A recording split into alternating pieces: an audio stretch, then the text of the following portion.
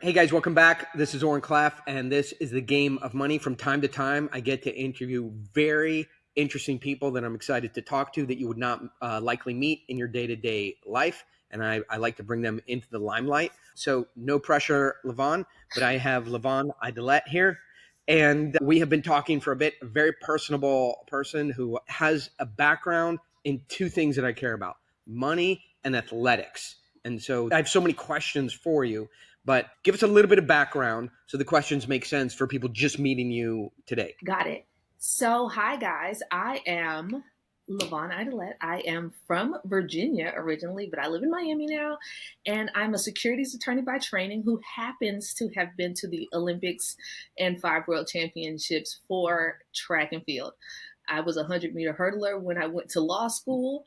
I'm a little bit of like a very fast nerd. Yeah, And I yeah, love it. Yeah, that's I want to convince you to change, maybe some of that headline on your website, the fast nerd. I love it. It's great to remember. I don't think I've ever heard that before, because mine, if you go to my website, it just says the dumb nerd. And they're like, that's also like, wait a second. Most nerds, aren't they supposed to be into like computers and hacking and video games because they're super smart but not social? But I'm not social and not smart. That's a unique branding position. So anyway, my family, it's interesting. So I grew up in Delaware. We lived in Wisconsin, University of Wisconsin, University of Illinois, Delaware, and then went to school at Florida State for a while, and University of Delaware. All big. My high school was typical American high school: wrestling, football, soccer, and like there wasn't tennis or field hockey for women, and we might have had swimming, right? And the huge thing was like allowed people to letter in band. We're like, how are you allowed? Like, I think that's where maybe America took like this left turn in, and I don't want to get into right left, but I think America took a hard left when you could then start to letter in band, right? Because all the athletes were like, hey, we're actually getting crushed, especially the football team is like, hey, I don't know if you've been to two-a-day and pads, in the summer practice, but that's where my letter came from for 4 years. How did you get a letter in band? I But have I grew up in, I yeah, have go a ahead. contra to Yes. that. If you've ever been to Yes. band camp in the summer, you would know that they deserve that letter. I have a band letter, by the way. Okay. I played the trombone in the marching band, but I also wrestled 103 weight class. My fun fact. So you're the perfect person to say, all right, the American athletics really started in core of football, field hockey for women, boys soccer. I'm older than you. I don't think my high school had a women's soccer team or a girls soccer team. I think they had field hockey. And then there probably would have been some swimming off site. And then anything else would have been a club, right? Oh wow. Yeah, American athletics were really at the high school and then collegiate level were really something just the programming you had in the 80s, right? And so, you were otherwise, because there wasn't a lot of computers, you had to go, and I was in the computer club, but you go deep. But really, that was a path through. And so for my son, and I had him quite, older, he was playing sports, when he was two. And so he took to hockey when he was 2.5. We took him to hockey. God knows why, he just loved it. And I loved it for him because, and I think the same thing about track and field, there's just a lot going on that you have to like in hockey, it's not programmed for you, right? You have your skates, you have your equipment, you can't see completely, you have your stick, the puck is it's very fast processing, right? Where something like soccer, the ball comes to you, you kick it, you run to the next location. I played soccer, I'm not demeaning it at all, but the amount of processing you have to do. And then also it strikes me for track and field, you can't just like get out and run.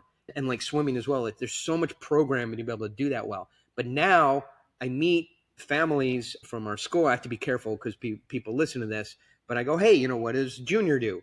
Right? And they're like, oh, he's into pickleball. I'm like, well, no, but what sports does he play? Right? And they're like, well, he likes Fortnite and, he does a little bit of everything. And when I was growing up, we didn't do a little bit of everything. Like you played a sport. That was like not a thing that you didn't play a sport. So how was it with your upbringing as you got into sports? Was that an option or is that just like the thing that you did because other people did it and then you found you were good at it? how did you get into um, how did you get into sports? A little commentary on America, and then were you just a natural? Indulge me for 1 second. I'm going to let you talk for minutes and minutes. I spoke with Emmitt Smith, a football player from the Dallas Cowboys, right? And his speech was like, when you get down, you have to get up, and when things get hard, you have to try hard. I'm like, Emmitt, when were things ever hard for you? Like, they handed you the football, like the first play in your entire collegiate career, you ran for like 93 yards, and it was a touchdown. And then every time the football got near you, you just ran for touchdowns. When was it hard? I think there's people get into it and they see a way through, and then they just work themselves to death to succeed. That's kind of like maybe the early Michael Jordan story. And what was your story? Was it just easy and they kept promoting you, or were you like, this is my only way out? What? Tell us about your journey through athletics. Okay, so growing up, I am of the children of the 90s, so we all played outside. So we all were naturally a little bit more athletic than I would say kids are now. So we all played basketball every day. We ran in the streets. We played the things. Organized sports, people played football, basketball, that sort of thing. I think people ran track. I didn't run track until high school, but I did do gymnastics from very young. So like tumble tots age. And I always was sort of naturally fast. But what I realized from being naturally fast in the streets and then like running track is that it's a skill. So when I got to my high school, which is probably one of the best high school track and field teams in the country, I got my butt whooped every single day in every single thing for the first 4 months or so. And I'm just like, this ain't even that fun. I thought I was fast. I don't want to lose every day. And my coach is like, let's try hurdles. Let's try long jump. Let's try other events. Let's try coloring books. Let's see if you can do that. Let's try that.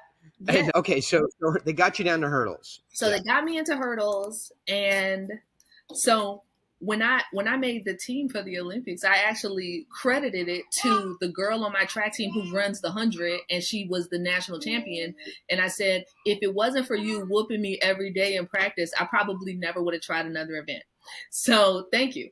I want to pause on this. My son's in a AA hockey team, and they have lost every game this year. And so the other parents who don't understand, they're like, oh, I'm so sorry. I'm like, no, this is like a dream come true. They're playing because they're a first-year AA team, and they're playing second-year AA teams, or there's not a lot of hockey teams in Southern California, or AAA comes down, just to play. I'm like, this is amazing. Like, the best thing possible is that they're losing every game.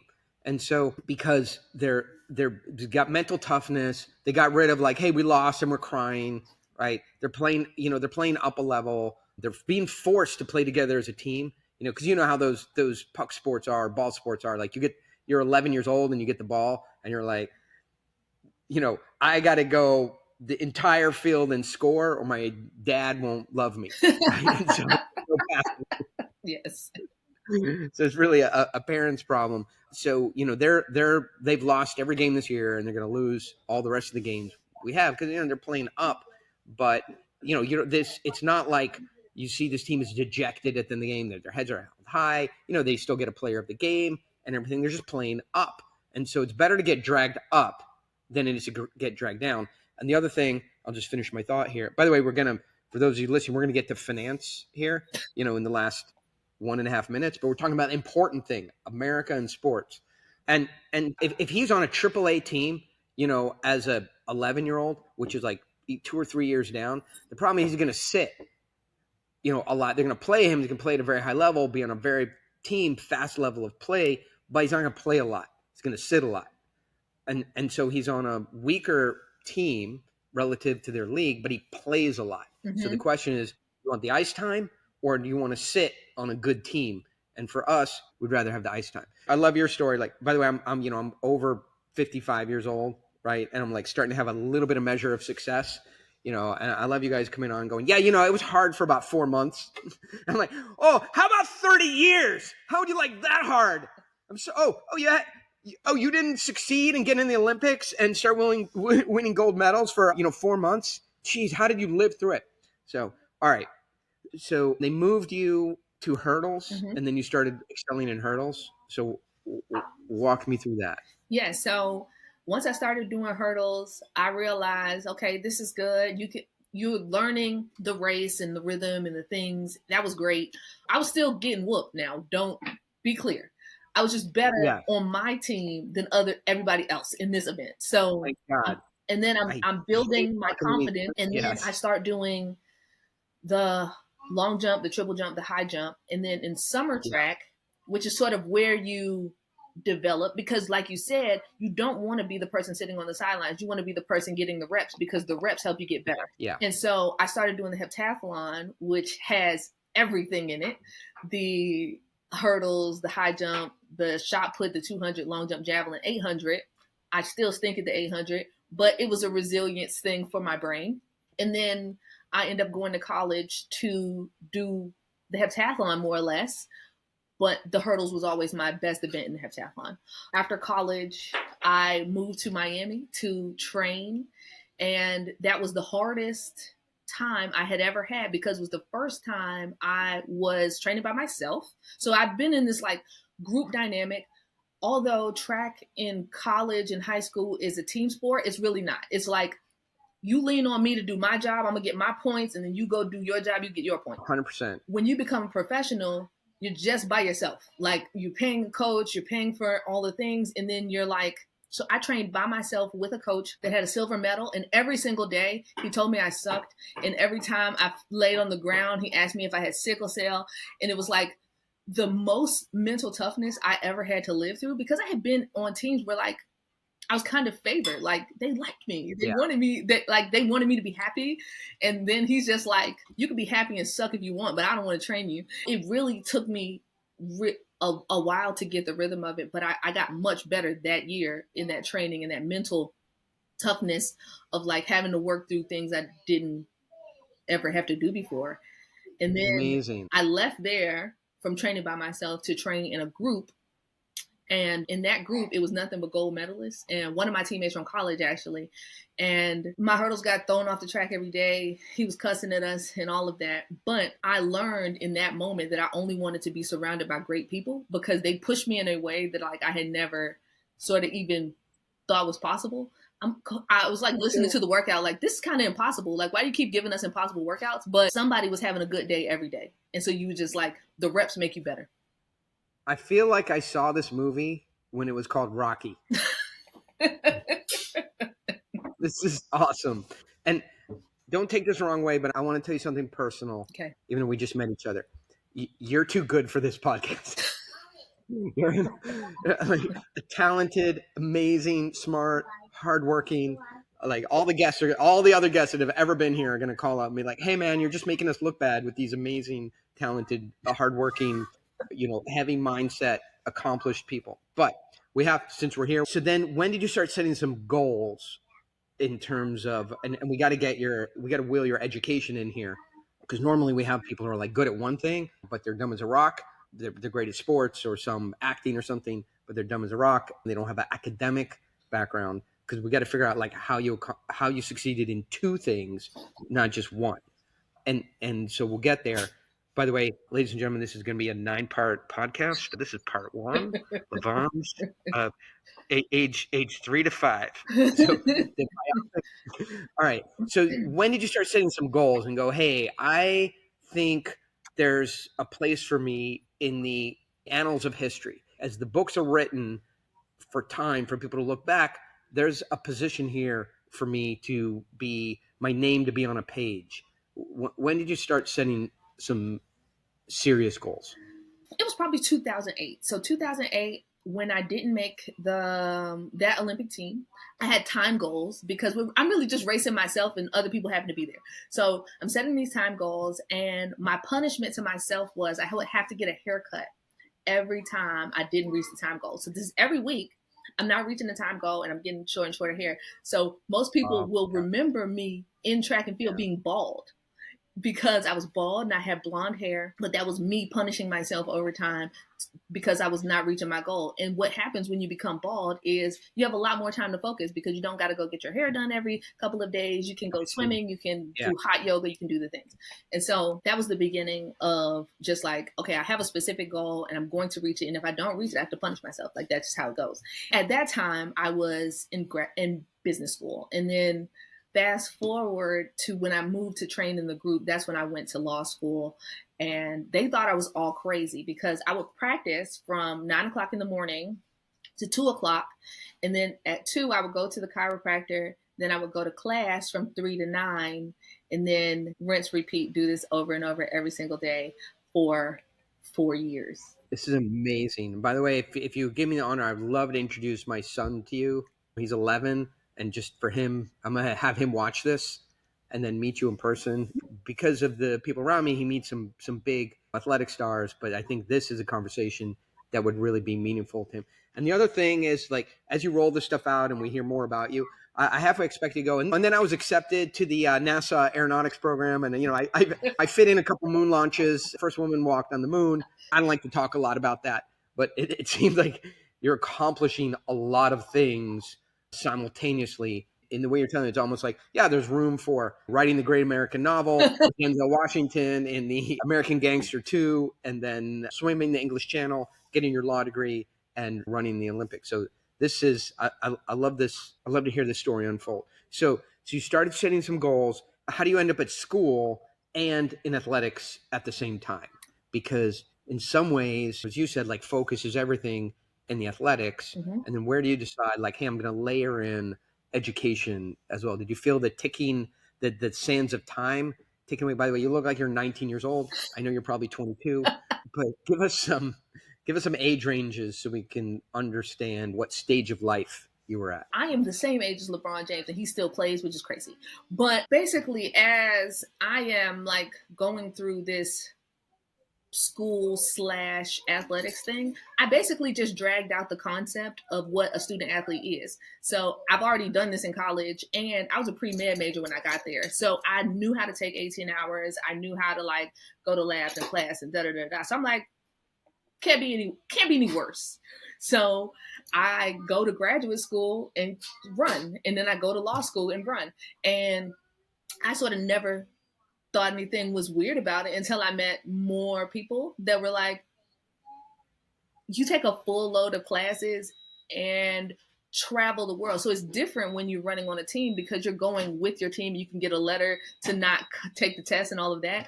I was like, okay, I have a meet in Korea. I'm going to be gone from 3 days and I was basically trying to max out my absences and make it all work. And That's amazing. And by the way, it better be South Korea because you're telling me like you won medals in North Korea. Like I know, those guys don't get a lot of food and training. So I'm just going to assume it South was Korea. South Korea, Daegu, Okay. which is All right. like Excellent. hard to get to. It's so many things that was going on at the time. So I'm kidding there. So this is amazing. And then what attracted you then? So obviously you're above A type, triple A type. You're born with genetic. But by the way, I can't see how. So how tall are you in I'm rough? about 5'7".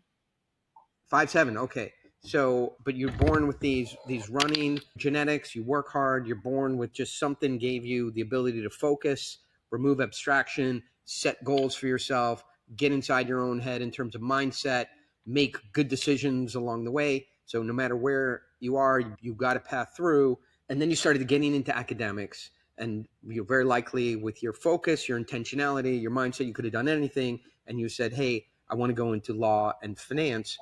What attracted you in that direction? Okay, so I would like to take credit for that, but like in real life, my dad thinks he's the brain and that I'm Pinky. So all the time, Yeah. my whole life, he'd always be like, okay, you need to go and do this. You need to go and do this. This is how we're going to take over the world. He is a real estate developer who sort of has the work ethic of my grandfather. My grandfather owns orange groves and he had a landscaping company for a very long time and just like always showed work as like the norm. My father used to say, like, he gave me Plato's Allegory of the Cave when I was like 10 years old. And I was just like, this guy's boring. And I used to have to send FedEx and faxes for his deals and stuff when I was growing up. And so I always sort of knew about real estate. And then as I was getting to like, so business school kind of teaches you how to have a good job. I hated it. I thought it was terrible. And I got to law school, and it pretty much ruined my ability to be a regular citizen. So my dad is like, okay, this is what you need to learn when you get there: land use, real estate finance, bankruptcy, gift tax, and business structures and remedies. And I'm like, okay, cool. So I go and learn those things. And as I'm learning this, I'm also realizing that all of this stuff is made up, and like most of the laws don't make sense, and the people who make laws don't know anything. So I'm just like, oh my gosh, I've been living under this like cloud that people know things and they don't. And this is also very strange. So fast forward, I was helping athletes get commercial real estate because they needed the cash flow. And Right. then I'm like, okay, this is great. Then I have a mentor who happens to own a broker dealer, and he's like, I'm going to take you to a conference, and I think what you're doing is good, but you could be doing it better. I get to this conference. It happens to be an alternative assets direct investment conference. And Sure. so a lady walks up to me. Mind you, we are probably one of 5 ladies in this room of 1,500 people who all happen to be middle-aged white men. So she's like, how can I help? Welcome to my world. Old white people. And she, oh, hi. Hi, old white people. Very nice to meet you today. And then like after 2 hours, I'll let one, saucy, spicy language out. Oh my goodness. I'm like, it's been 2 hours, right? I'm dealing with you. Like, if you think you're going to step into $1 billion deal and not hear one piece of spicy language, during your career, like you're in the wrong place. But anyway, like I know these audiences very well. Yes. And the language gets spicy. You just got to wait for the drinks. Yeah. Well, that's right. This is 10 in the morning. Correct. Yes. That the complaint is probably not about the language, about the time of day and the lack of drink service. Exactly. Yeah.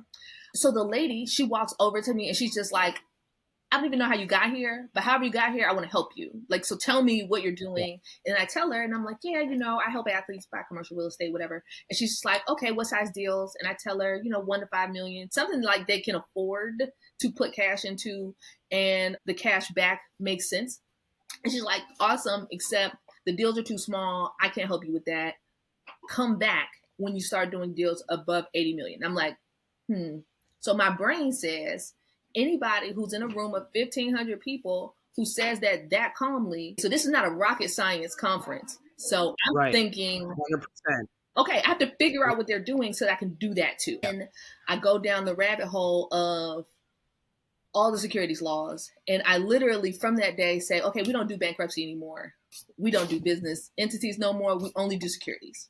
Like, I call my partner. I'm like, we only do securities. So now I'm saying to him, he's like, well, how do we raise the money? And I'm like, we'll figure that part out en route.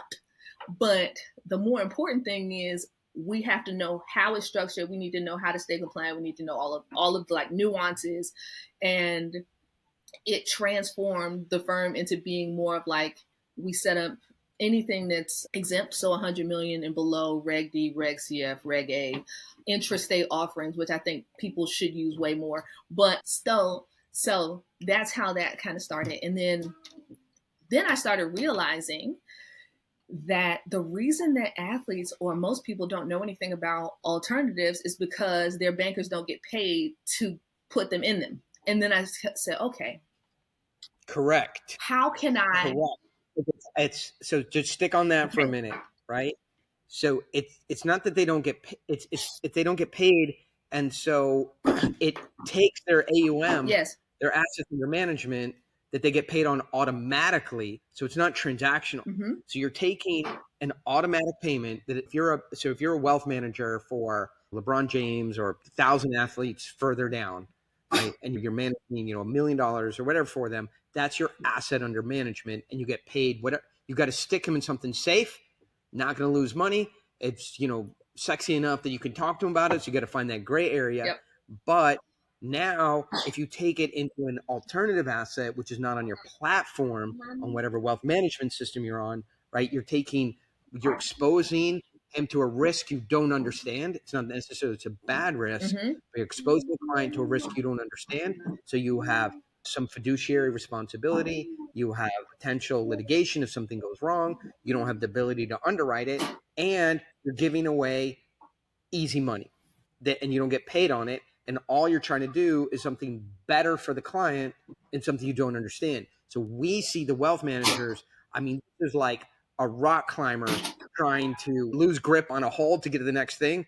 And they're starting to slip, and they'll do anything to hold on to that, to prevent the money from going outside their wealth management system. Is that the way you experienced it? Definitely. And then even when things are on platforms, they generally still won't do it unless you have a certain amount of assets under management, because they're like, why should I take on more risk or do more work when I was going to get paid this amount anyway? Right. Exactly. So let me think of the comparable. I'm shopping at Whole Foods for dinner, and there's a Ralph's that's 2 miles further away. The prices are higher, and the parking is more difficult. But my wife is telling me that she wants something from Ralph's. I'm like, it makes no sense, when I can have all of my needs met and it's less expensive at Whole Foods, which is closer. Yep. And so that's the situation, is why should I go do something different when the thing that I think is better is easier? Exactly. And then add on top of that like financial advisor's whole job is really sales. I'd rather spend my time getting more AUM than figuring out and looking at deals for you. So just like throw the whole idea away. So that made me I actually started an entire division around helping individual registered investment advisors create their own SPVs and their own funds to put on platform, so that like you can't even complain now. I'm making this easy for you, and we're using third party due diligence so you won't get fired. All the things that you like only care about. That's sort of how I got into finance. And then I looked at the other side of the coin and said, well, we can't only focus on how much money we make. We need to focus on how much money we're keeping. So how are we structuring the title? How are we protecting you from the bad decisions you're going to make as a 25-year-old, because you're going to have a bad wife maybe, and you're going to get in a car accident maybe, and you're going to have all of these like random things happen. So leaning into asset protection before you get into the entire creation of more wealth strategy. And that's sort of where I've been. And so I am the even temperament person for my family. I love how you're like, if you're not watching this on video, by the way, LaVonne just goes, I'm the even temperament person for my family. And then she turns away and goes, hey, turn off that thing. You're making a lot of noise.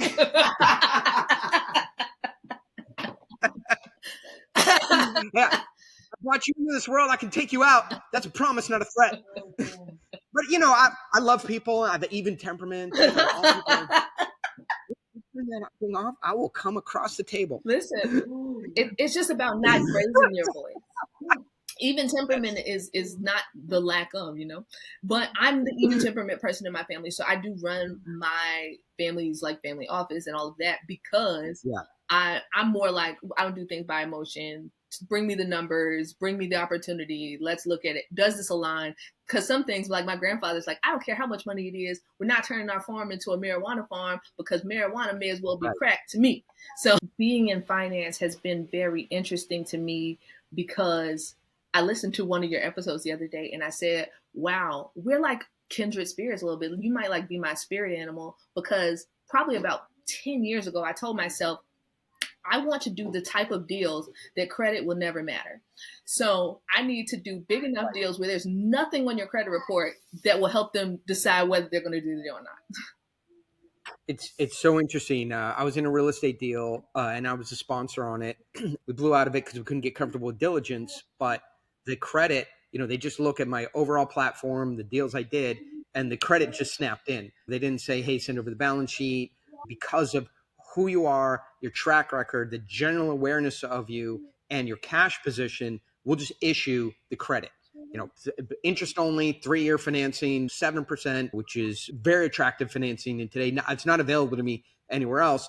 And just to be affiliated with my platform, they snap into credit. And as you said, there's not credit analysis. It's just, we're going to offer credit to you to be part of your platform. And that's, I think, overlaps what you said is And so we're going to run short on time, but I want to go into episode 2 and rebook with you so we can continue. Okay. Because I want to get your thoughts on this. So I have a thesis is that most people don't know all of the security stuff that you do are operating sort of above the line in the sheep economy. Mm-hmm. So you can get credit card debt, you maybe can get a loan for your business from Bank of America or Chase, or you can go to the SBA, personal guarantee, but all this stuff is very slow moving, very hard to get, very complicated, and does not have a lot of leverage for the amount of work that it has, and the risk is high, and most of it ties back to you personally, and that's what I would call above the line. Mm-hmm.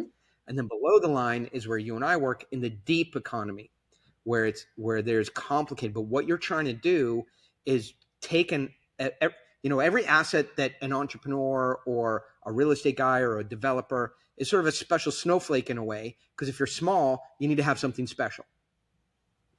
And if it's special, by definition, it's hard to understand. Yes. So your job and my job is to take something that has proprietary, unique things on it that somebody who's very, focused has, and convert it into basically a numerical algorithm that can plug into the deep economy where there's liquidity. And you can just plug into capital as opposed to having to beg for it or get very slow moving, hard to get, personally guaranteed, high cost capital. And so what I try and do with all my assets is they're special, but I convert them into essentially a financial playing card. And then I can go take that playing card into the deep parts of the financial economy where there are streams of capital moving all the time. And they can just go, oh, okay, that matches. So it's supply and demand or buy, sell. Mm-hmm. So we have a buy order. Oh, you're placing a sell order into something that we do. We exchange card for money. And then I pop out of the deep economy and do something, special. So how can people doing the stuff that you do, doing the stuff that I do, get deeper, or at least poke their head into the deep economy? And you figured it out in one way, I've figured it out another way, but I'd love to get back together because I'm gonna get the hook on time here and really talk about that. Like what's in the shallow end of the deep economy you could just sort of jump into. Yep. And yeah, you're gonna be swimming around with some pee, that the kids did and everything, but at least you're in the big boy pool, right? And you're out of the toddler pool. How can you get the shallow end of the big boy pool, and then how can you start swimming to the deep end of the big boy pool or big girl pool? So that's what I'd love to talk to you about, in those terms, and see, if that thesis makes sense to you. To give us some of your experiences of finding these special snowflakes above the line, through the SPV process, for the securities process, through converting them into a 506C or 506B, getting a financial model around them, then taking them deeper into the deep economy where there's platforms that are ready to fund those kinds of economics, and they're not as focused on what is the specific asset. They're looking for a set of economics to trade into. And so if you're interested, I'd love to get back into this conversation on part 2. Yes, I would love to. I really enjoyed this conversation. You're a very intriguing person. This journey is sort of the journey that we would wish for our kids to take. Have some difficulty in it, but surrounded by family, taking on your own challenges, having athletics and academics, having a value system and being intentional and purposeful and having some ups and downs, but ultimately having a family and ending up a career in the most important part of our financial system, which is in the deep economy. So I think everybody here wishes the same journey for our kids that you took. So it's a fascinating conversation. Yes, I'm excited. I'll reach out. We're going to get part 2 booked. Okay. And then we'll get back to Miami and we will go into chapter 2. Okay. Maybe we have to do it in person. Okay. We will see you in person soon. Happy holidays. You too. And thank you for spending your time with us today. All right. Bye, LaVonne. Bye-bye.